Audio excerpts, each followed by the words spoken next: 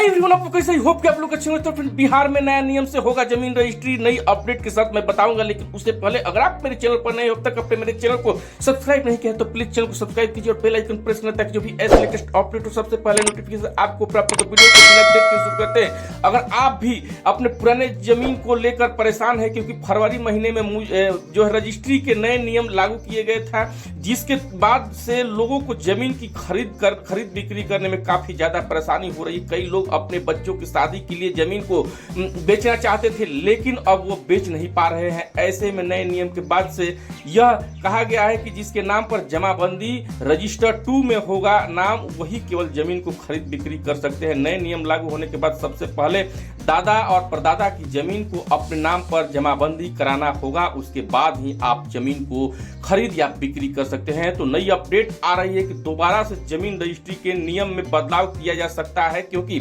जहां पर हर महीने 4 से 5 करोड़ रुपए जमीन रजिस्ट्री से आता था, अब वहां घटकर सीधे 1 करोड़ रुपया कहीं ना कहीं चिंता का विषय। इसके लेकर ऊपर बदलाव किए जा सकते हैं। बदलाव की मांग की जा रही है जनता की तरफ से। सरकार को जो है लगातार जो है आपको मांग की जा रही है। तब पुराने नियम से दोबारा होगा रजिस्ट्री को क्या है, तो मैं बता दूं कि जमीन रजिस्ट्री में नए नियम आने के बाद से लोगों की परेशानियां बढ़ गई है, जिसमें जमीन रजिस्ट्री कर पाना जो है अब काफी मुश्किल हो गया है। मीडिया रिपोर्ट से खबर निकल कर आ रही है कि इन नियमों में संशोधन या फिर दोबारा से पुराने नियम से ही जमीन रजिस्ट्री हो सकता है।